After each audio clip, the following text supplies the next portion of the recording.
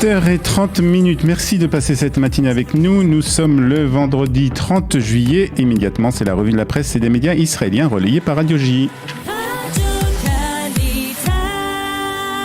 Comme prévu, Olivier Granilic à Jérusalem. Et ce matin, Olivier, c'est la crise sanitaire et l'administration enfin d'une troisième dose qui fait la une de l'actualité en Israël.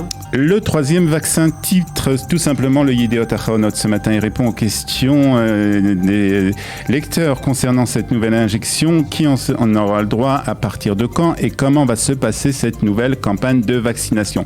Le Israël Hayom précise lui que Naftali Bennett a décidé de suivre les recommandations du ministère de la Santé et donc de lancer l'opération de vaccination d'une troisième dose pour les plus de 60 ans. Israël, titre le quotidien, sera donc le premier pays au monde à effectuer ce pas. Ne seront concernés que ceux qui ont obtenu la deuxième dose depuis au moins 5 mois. Naftali Bennett a appelé, nous dit aussi le Yediot Ahronot, cette catégorie, donc les plus de 60 ans, à aller se faire vacciner. Le journal fait aussi remarquer que l'incertitude règne toujours quant au stock effectivement disponible de doses de vaccins. Benjamin Netanyahu a reproché au gouvernement de ne pas avoir demandé il y a déjà un mois la livraison de plusieurs millions de doses commandées et payées du temps de son gouvernement. Un mot de ce sondage par ailleurs, selon la 12e chaîne israélienne, les citoyens israéliens seraient mécontents de la gestion de la crise sanitaire par le nouveau gouvernement. Oui, selon le sondage, 43% des personnes interrogées disent que la politique de Benjamin Netanyahu était bien meilleure que celle de Naftali Bennett. Seuls 21% des personnes interrogées sont favorables à l'approche du Premier ministre actuel concernant la crise du corona. Le sondage indique aussi que 49% des Israéliens estiment que l'action de la ministre de l'Éducation, si ça s'habitonne, est mauvaise ou très mauvaise. Et puis par ailleurs, ce sondage aussi précise que 72% des Israéliens âgés de 60 ans et plus ont l'intention de recevoir leur troisième dose de vaccin contre le coronavirus lorsque cette dose sera disponible la semaine prochaine.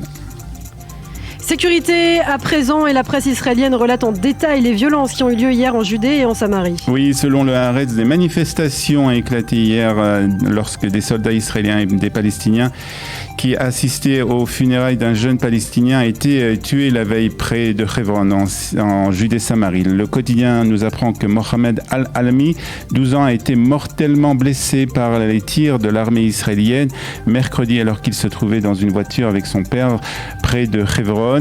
D'après un porte-parole de l'armée, des centaines de Palestiniens ont ensuite lancé des pierres vers des soldats israéliens qui ont répliqué en lançant des grenades de gaz lacrymogène. Par ailleurs, le site d'information Ynet nous apprend que la zone de pêche dans la bande de Gaza va être étendue de 6 à 12 000 nautiques dès ce matin. De plus, à partir de dimanche, du matériel et des marchandises provenant de la communauté internationale pourront être acheminés vers Gaza. Il a également été décidé que les résidents palestiniens de la bande de Gaza seront autorisés à traverser le pont Allenby vers Israël sous réserve, bien entendu, de critères spécifiques. Et puis sur la scène politique, la semaine prochaine s'annonce décisive pour la coalition de Naftali Bennett. Les discussions pour le budget 2022 doivent avoir lieu et déjà des voix à l'intérieur même du gouvernement menacent de voter contre la proposition du ministère des Finances. En effet, Amit Sekal, le commentateur politique de la 12e chaîne, a repris un tweet de la ministre de l'Intégration, tweet dans lequel Pnina Tamano-Sateh dit qu'elle ne votera pas pour le budget si il ne donne pas une solution aux milliers d'Éthiopiens qui attendent depuis des années de venir en Israël pour rejoindre leur famille. La ministre dit qu'elle s'opposera au prix de quitter le gouvernement et de rejoindre l'opposition. Déjà, le ministre de la Santé, Nitzan Horowitz, avait déclaré il y a quelques jours qu'il s'opposerait au budget si les fonctionnaires du ministère de l'économie ne répondaient pas à ces exigences budgétaires. La semaine prochaine risque d'être donc mouvementée pour le Premier ministre israélien. Dans le reste de l'actualité, Olivier, l'éditorialiste du Yediot Ahronot revient quant à lui sur l'affaire Pegasus.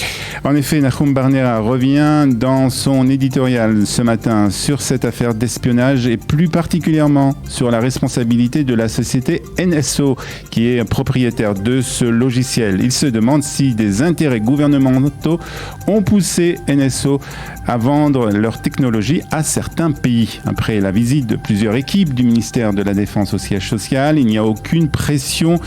Il n'y a eu aucune pression d'aucune institution gouvernement. La vente le logiciel à certains États c'est la question que pose ce matin Nahum Barnea. Et puis pour Nahum Barnea, toujours l'État d'Israël doit faire toute la vérité sur cette affaire et le gouvernement devrait prendre une mesure courageuse, interdire aux industries de cybersécurité d'importer leurs produits.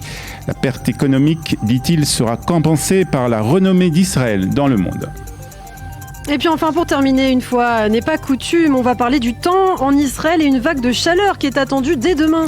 Oui, c'est en effet les Israël Hayom qui nous avertit qu'une vague de chaleur particulièrement importante va commencer à partir de demain en Israël. Des températures qui iront jusqu'à 45 degrés dans certaines régions. La mauvaise nouvelle, c'est que les spécialistes sont dans l'impossibilité de dire jusqu'à quand cette vague sera ressentie. Ce qui est sûr, donc, c'est que ce Shabbat sera particulièrement chaud en Israël. Shabbat Shalom à tous depuis Jérusalem.